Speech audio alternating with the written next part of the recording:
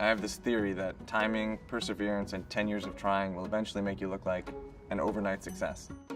The reason I came up with that is because I was reflecting back and I realized 1997 to 2007 is, me dropping out of school and starting a company, leaving the company, leaving Google, starting a company that doesn't work out again. Eventually that tumbles into Twitter and there's my overnight success. It's really only the co-founding of Twitter that anyone ever saw, and there's this hole in between. You need to be willing to fail spectacularly if you want to succeed spectacularly. Every time I failed and every time someone told me what was wrong about something, there was always something good that was about it. So I tended to look at the bright spots or the better part, whatever it was. It was always, the failure was really just process to get to the successful design, and I always felt like it was a team effort. I guess I just looked at it in a different way. Like I didn't feel crushed. I felt like I was being given more input.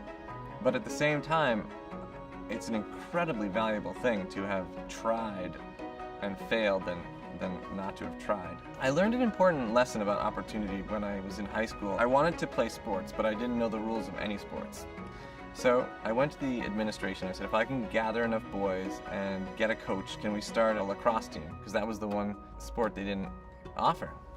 And so I did it, and I became the captain of the team, and I was really good at lacrosse, and we played all these games. And what I realized was that you don't have to wait for opportunity to present itself and then seize it. You can certainly do that, but you don't have to. Opportunity can be manufactured. So I created the circumstances. What I learned about opportunity early came to play later on when we were trying to build Odeo. We had started a podcasting company, and all of a sudden Apple decides it's going to get into podcasting. As we focused on what could we do that Apple's not doing, we came up with this idea of creating the right environment for opportunity to take root by just sort of declaring it a 2-week play zone. Work on the things that matter to you most. Come up with something that you really would like to work on for a long time.